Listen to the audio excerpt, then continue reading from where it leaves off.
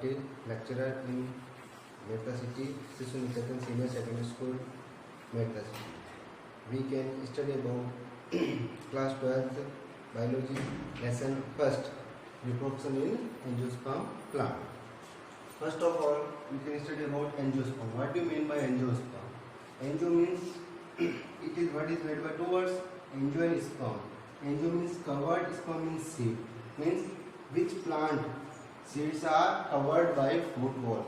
Seeds are covered by fruit wall, known as angiosperm plant. Okay.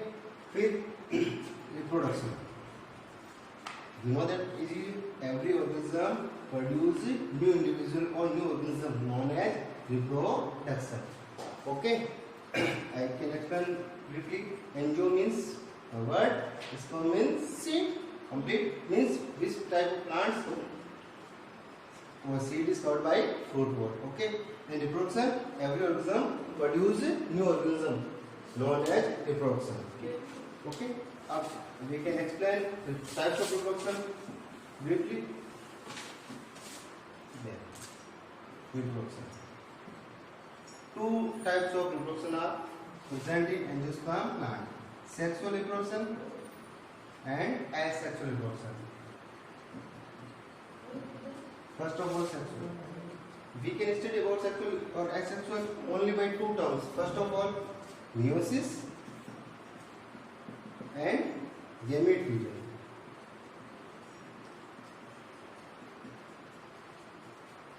In sexual reproduction, in this modes of reproduction, meiosis and gamete fusion are occur, known as sexual reproduction. Asexual reproduction, sexual against asexual reproduction, means in this reproduction without meiosis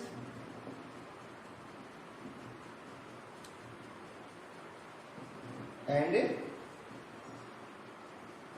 gamete fusion, only by mitosis division, known as asexual reproduction.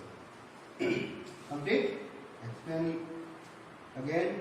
In this reproduction with meiosis and gamete fusion or fertilization,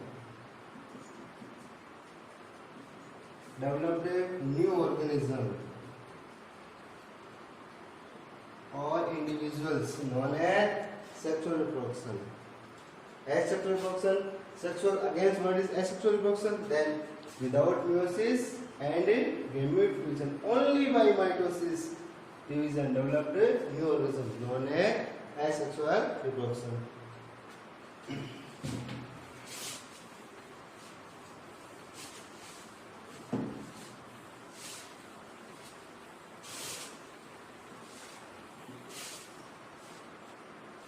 One question is given: why meiosis is necessary in sexual reproduction?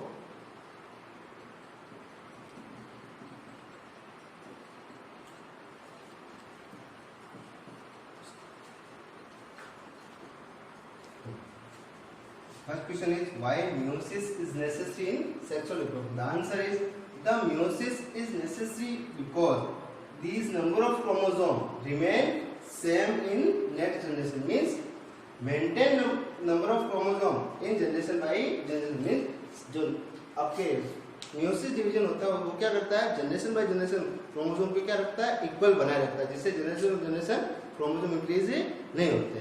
Okay. We can study about difference between sexual and asexual reproduction.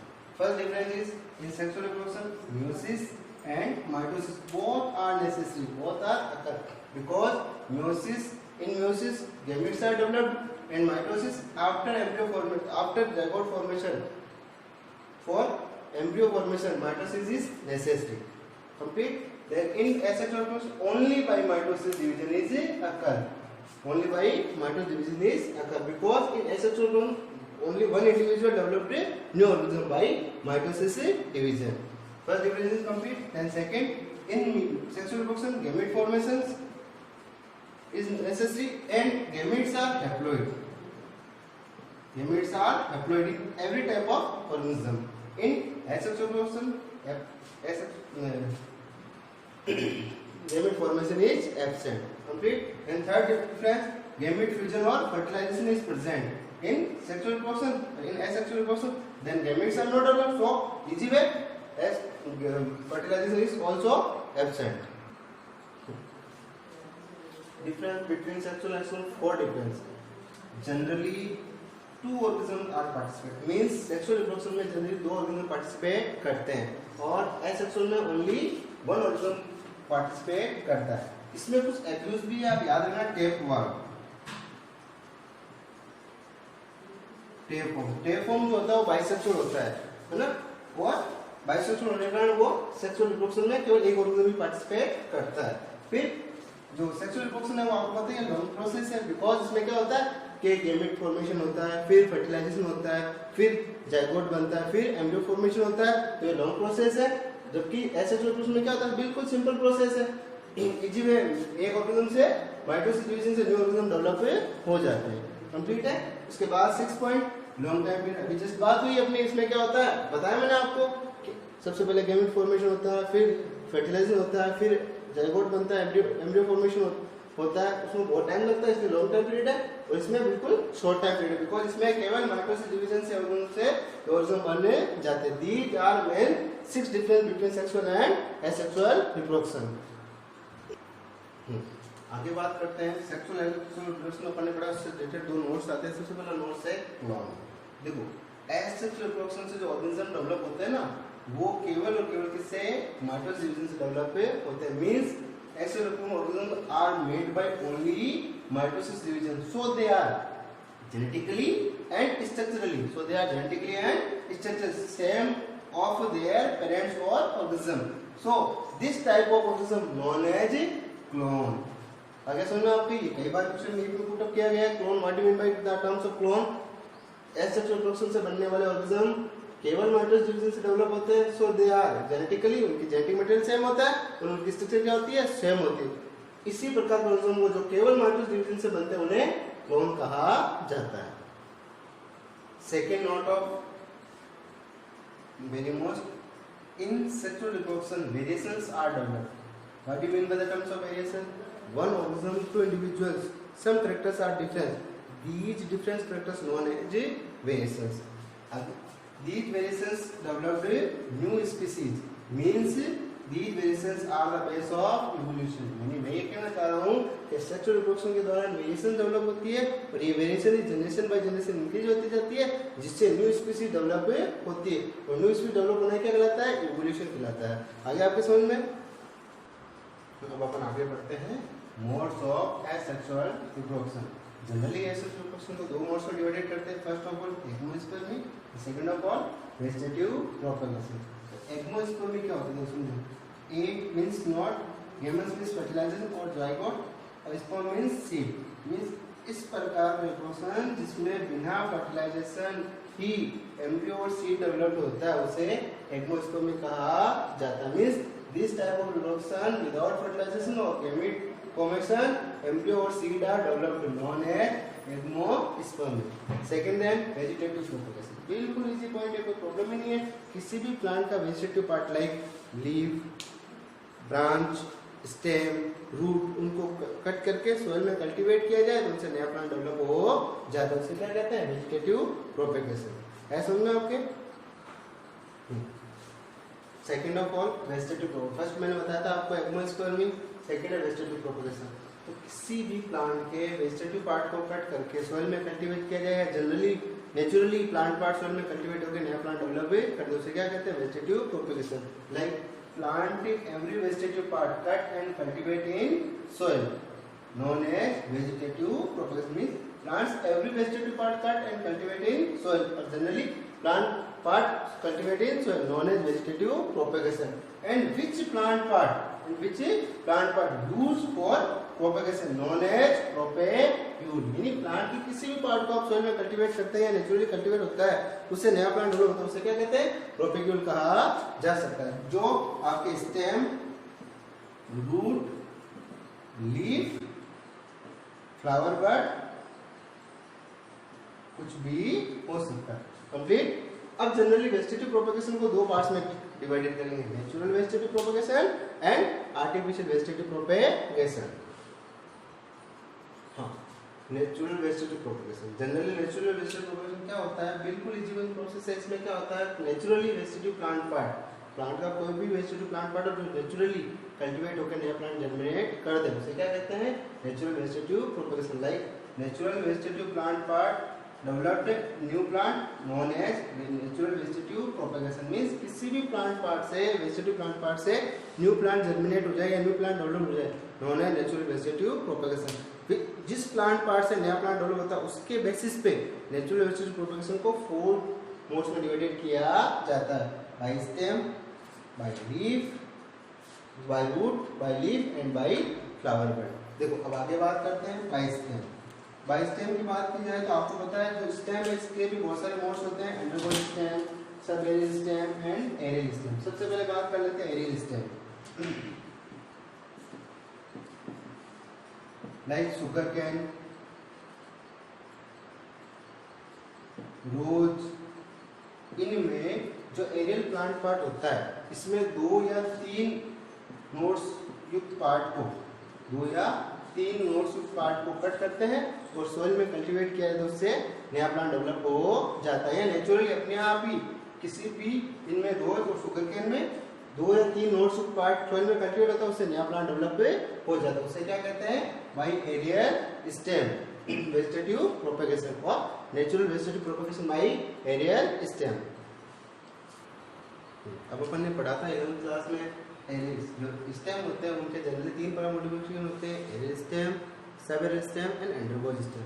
Sub aerial stem किससे होता है आपको पता है, सबसे पहले बताया था, ऐसे प्लांट जो सॉफ्ट होते हैं जो सॉइल के ऊपर ग्रो करते हुए पाए जाते हैं उन्हें क्या कहते हैं, sub aerial stem. Means this type of plants are soft and grow on upper side of surface known as sub aerial stem. ठीक है, तो उसके बाद होता है 4 मॉडिफिकेशन है। First of all runner, stolon, sucker and offset. Generally runner, stolon, sucker का तो एक ही प्रकार का प्लांट डेवलप होता है, आपको बताओ तो इसमें क्या होता है, एक जो प्लांट होता है उसकी जो ब्रांचेज होती है वो सॉइल के ऊपर ग्रो करती हुई पाई जाती है और उसमें क्या होता है, जिनके नोड्स होते हैं वहां से डाउनवर्ड्स तो क्या डेवलप होती है, एडवेंटिव रूट्स डेवलप होती है और अपवर्ड्स क्या डेवलप होते हैं, एडवेंटिव बड्स डेवलप होती है। और नेचुरली इनके अगर इंटरनोड ब्रेक हो जाए तो एवरी नोड वाले पहले से न्यू प्लांट डेवलप हो जाता है। कंप्लीट है, ये हो गया आपके क्या, रनर। इसका एग्जांपल है आपके ग्रास और साइनोडोन। मींस जो आपके लॉन होती है ना वो इसका एग्जांपल है। अब बात आती है रनर और स्टोलन में क्या डिफरेंस है, इसका एग्जांपल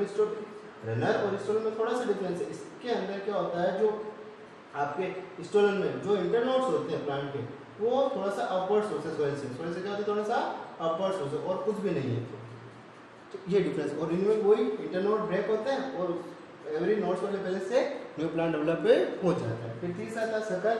सर्कल एग्जांपल आपको पता है क्या है, मिंट है। इसके अंदर क्या होता है, जो प्लांट की जो ब्रांच होती है ना वो सोइल के इनर साइड ग्रो करती है और टिप पार्ट आउटसाइड ग्रो करता है। और इसमें वही सेम प्रोसेस है, जब इंटरनोड ब्रेक होती है तो उससे एवरी नोड वाले पहले से जहाँ क्या बनी हुई है, एडवेंटिव बड बनी हुई है, एडवेंटिव रूट्स बनी हुई, उससे नया प्लांट डेवलप हो जाता है। कंप्लीट है, तो सब एलिसियम के 3 एग्जांपल कंप्लीट हो गए, रनर, स्टोलन और सर्कल। तीनों में जनरली अपन ने क्या पढ़ा कि इनके नोड्स वाले पहले से नीचे अपवर्ड्स तो एडवेंटिव बड डेवलप होती है, सो रूट डेवलप होती है, और डाउनवर्ड तो एडवेंटिव रूट डेवलप होती है और अपवर्ड एडवेंटिव बड डेवलप होती है। और अगर इनके इंटरनोड ब्रेक हो जाए तो हर नोड वाले पहले से न्यू प्लांट डेवलप हो जाता है। फोर्थ कंडीशन है ऑफसेट। ये जो ऑफसेट प्लांट है ये एक ही प्रकार का जनरली प्लांट होता है, आइकोनिया और पिस्टिया, जिसमें जो आइकोनिया है इसे वाटर आइसैंड भी कहते हैं क्योंकि ये आपके बे ऑफ बंगाल में बहुत ज्यादा ग्रो कर चुका है। इसके अंदर क्या होता है, बिल्कुल इजी डायग्राम अगर अपन बनाना चाहे तो बिल्कुल इजी होगा। इस प्रकार से इसकी जो लीफ एंड फ्लावर्स होते हैं ना बहुत ज्यादा ब्यूटीफुल होते हैं, इसी कारण ये बे ऑफ बंगाल में बहुत ज्यादा ग्रो करने लग गया। और इसमें केवल एक इंटरनोड होता है और ये इंटरनोड ब्रेक हो जाए तो हर इंटरनोड वाले पहले से नया प्लांट डेवलप हो जाता है। इसी के कारण इसकी vegetative propagation bay of Bengal में बहुत ज्यादा हुई, जिसके कारण पूरी वाटर की सरफेस पे ये फैल गया, ग्रो कर गया, जिसके कारण आज जो अदर प्लांट्स है, अदर एनिमल्स है वहां पे उनको ऑक्सीजन और सनलाइट डेवलप मिल नहीं पा रही। इसी के कारण वहां पर इसे टेरर ऑफ बंगाल भी कहा जाता है। कंप्लीट हो गया आपके sub aerial stem. By sub stem first of all runner, stolon, sucker और ऑफसेट, इन चारों प्रकार से आप क्या कर सकते हैं, न्यू प्लांट डेवलप भी कर सकते हैं। तो आपके समझ में आया natural vegetative propagation by stem by sub aerial stem complete. Example देख लें आप, रनर का ग्रास, स्टोलन का स्ट्रॉबेरी, सकर का मिंट एंड ऑफसेट का आइकोनियम। जनरली आपको 4 एग्जांपल याद रखने हैं, इनके टाइप जो है वो आप 11th क्लास में अच्छी तरह से पढ़ चुके हैं। हाँ, अब अपन नेचुरल वेजिटेटिव प्रोपगेशन में बाय स्टेम का थर्ड पार्ट पढ़ते हैं, बाय अंडरगोइंग स्टेम। जनरली आपने जो कहा तो ब्रीफली पढ़ा है, जनरली जो प्लांट होते हैं, प्लांट के पार्ट वाला स्टेम, रूट, कुछ भी हो, वो अपने स्ट्रक्चर को मॉडिफाई कर लेते हैं किसी न्यू वर्क के लिए। उसी प्रकार आपको पता है अंडरगोइंग स्टेम आप 11th क्लास में ब्रीफली पढ़ के आए हो कि कई प्लांट के जो स्टेम होते हैं वो अंडरगोज सॉइल के अंदर अंडरगोज ग्रो कर लेते हैं, तो उनमें फूड पार्टिकल स्टोर्ड हो जाता है। मींस फूड पार्टिकल को स्टोर करने अंडरगोज स्टेम को किस प्रकार आइडेंटिफाई करने के लिए मैंने आपको बताया था नोड और इंटरनोड। तो देखिए नोड किसे कहते हैं, स्टेम का वह पार्ट जहाँ से लीफ और ब्रांचेस निकलते हैं उसे क्या कहते हैं, नोड कहते हैं। कंप्लीट है, वह प्लांट जहाँ से क्या लीव्स और ब्रांचेज और फ्रूट फ्लावर्स निकलते हैं उसे पहले इसको क्या बोलते हैं, नोड। दो नोड के बीच में स्पेस क्या कहलाता है, इंटर नोड। तो किसी भी अंडरगोज स्टेम में नोड और इंटर नोड अगर आइडेंटिफाई हो रहे हैं तो आपको क्या पता चलेगा, these are underground stem. Generally root में नोड्स और इंटर नोड पाए नहीं जाते हैं। आ गया कंप्लीट। अब टाइप्स ऑफ अंडरगोज स्टेम बिल्कुल जनरली कंप्लीट है, राइजोम, ट्यूबर, बल्ब एंड कॉम्ब। Generally we are define 4 type, rhizome, tuber, bulb and कॉम्ब। राइजोम क्या है, इसमें क्या होता है, ऐसा प्लांट जो सोइल के अंदर आपके हॉरिजॉन्टल ग्रो करता है। कैसे ग्रो करता है, हॉरिजॉन्टल ग्रो करता है, उसे क्या बोलते हैं, राइजोम बोलते हैं। इसका एग्जांपल क्या है, टर्मरिक और जिंजर। कंप्लीट है, टर्मरिक एंड जिंजर कंप्लीट। इसी प्रकार आप होता है टर्मरिक जिंजर में easy way we can identify nodes and internode. फिर ट्यूबर, ट्यूबर का एग्जांपल कौन है, पोटैटो। क्या है, पोटैटो। आपने देखा होगा पोटैटो के अंदर कई डॉट्स होते हैं, उन डॉट्स से एडवेंटिव बर्ड्स निकलती है। क्या निकलते हैं, एडवेंटिव बर्ड्स। और इन एडवेंटिव बर्ड्स को अगर कल्टीवेट करो तो उनसे नया प्लांट जर्मिनेट या नया प्लांट डेवलप हो जाता है। मीन जहां से एडवेंटिव बर्ड डेवलप हो रही है वो पार्ट क्या है, नोड है। कंप्लीट है, आगे समझे। सो पोटैटो को भी ट्यूबर नोड स्टेम माना जाता है। कंप्लीट है। थर्ड है बल्ब। क्या बात कर रहे हैं, बल्ब। बल्ब का एग्जांपल है ऑनियन और गार्लिक। क्या है, ऑनियन और गार्लिक। ऑनियन और गार्लिक के बाद तो आपको पता है ऑनियन में क्या होता है, जो स्टेम होता है ना वो केवल और केवल डिस्क लाइक होता है। कैसा होता है, डिस्क लाइक होता है, जिससे नीचे की ओर तो क्या एडवेंटिव बर्ड निकली रहती है और अपर्स क्या होता है आपके क्या स्केली लीव्स निकली रहती है, कैसी मस्कुलर लीव्स निकली रहती है। कंप्लीट है ना। और इसी स्टेम वाले पार्ट से न्यू प्लांट जनरेट किया जा सकता है, चाहे ऑनियन हो चाहे गार्लिक। कंप्लीट। फिर कोर। कोर में क्या ऐसा स्टेम जो वर्टिकल सोइल में वर्टिकल ग्रो करता है, उसे क्या बोलते हैं, फोम कहते हैं। इसका एग्जांपल कौन है, कोलोकेशिया। तो कंप्लीट हो गया आपके natural vegetative propagation by stem. उसका भी थर्ड पार्ट क्या, बाय अंडरगोज स्टेम। जिनके जनरल एग्जाम 11th क्लास में आप पढ़ चुके हो। First of all rhizome, tuber, bulb and कॉम्ब। जनरली इनके केवल और केवल आपको यहाँ 12th क्लास में तो एग्जांपल याद रखने। Rhizome example turmeric and ginger, tuber का पोटैटो, बल्ब का ऑनियन एंड गार्लिक, कॉम्ब का कोलोकेशिया। कंप्लीट है। Second, vegetative propagation by root. Generally root vegetative propagation में यूज नहीं आती है, बट कुछ प्लांट में रूट्स भी वेजिटेटिव प्रोपगेशन में यूज होती है। In few cases roots are also used in vegetative propagation like lemon and sweet potato. Generally sweet potato आप जीवन जानते हैं, स्वीट पोटैटो में अगर स्वीट पोटैटो का कोई भी पार्ट सोइल में कल्टीवेट हो रहा है तो उसे अब डाउनवर्ड तो क्या एडवेंटिव बर्ड रूट्स डेवलप हो जाती है और अपवर्ड्स क्या एडवेंटिव बर्ड डेवलप हो जाती है और इस बर्ड वाले पहले से न्यू प्लांट डेवलप हो जाता है। तो जनरली आपके लेमन स्वीट पोटैटो में वेजिटेटिव प्रोपगेशन किसके थ्रू होता है, रूट के थ्रू होता है। तो सेकंड पार्ट हो गया vegetative propagation by root. Complete है। अब थर्ड पढ़ते हैं vegetative propagation by leaf. Third part है vegetative propagation by leaf. Generally leaf vegetative propagation में यूज नहीं होता, बट कुछ प्लांट में like bryophyllum, begonia etcetera etcetera, उनके अंदर क्या होता है, अगर ब्रायोफिलम या बिगोनिया प्लांट की लीफ मोस्टली सोइल पे गिरे तो उससे क्या होता है, उसके जो लीफ मार्जिन होते हैं, क्या होते हैं, लीफ मार्जिन। जानते हो इलेवंथ क्लास में अच्छी तरह से पढ़ा हो लीफ मार्जिन। लीफ प्लेट के जो लास्ट कॉर्नर होते हैं उन्हें क्या कहा जाता है, लीफ मार्जिन कहा जाता है। तो किसी भी प्लांट की leaf generally bryophyllum, begonia etcetera की लीफ अगर मोस्टली सोइल पे गिरती है तो क्या होता है, उसके लीफ मार्जिन से अपवर्ड्स तो क्या एडवेंटिव रूट्स डेवलप होती है, तो डाउनवर्ड्स तो एडवेंटिव रूट डेवलप होती है, अपवर्ड्स क्या एडवेंटिव बट डेवलप होती है, और हर आपके रूट वाले पहले से न्यू प्लांट डेवलप हो जाता है। इसे क्या बोलते हैं vegetative propagation by leaf. Generally vegetative propagation by leaf बहुत कम प्लांट्स में पाया जाता है, like bryophyllum, begonia, saintpaulia, streptococcus etcetera. ठीक है, लास्ट फोर्थ पॉइंट बचा है vegetative propagation by flower bud और बुलबिल। हाँ, अब नेचुरल वेजिटेटिव प्रोपगेशन का फोर्थ पॉइंट है vegetative propagation by flower bud. तो first of all first part बात कर लेते हैं फ्लावर बड या रिप्रोडक्टिव पार्ट।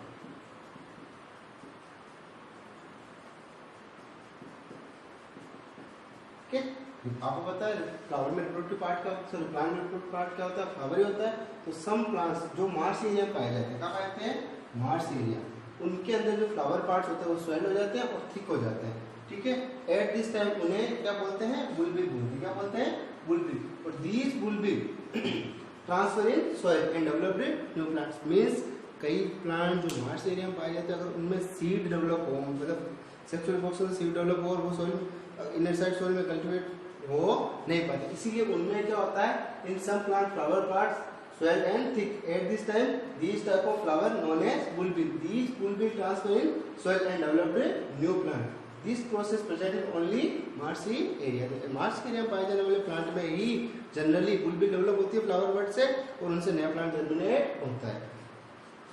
ये आपके लेसन फर्स्ट का फर्स्ट पार्ट था। आपको कैसा लगा? हमारे शिशु निकेतन परिवार आपको निरंतर इसी प्रकार से ऑनलाइन क्लासेस प्रोवाइड करवाता रहेगा। Thank you.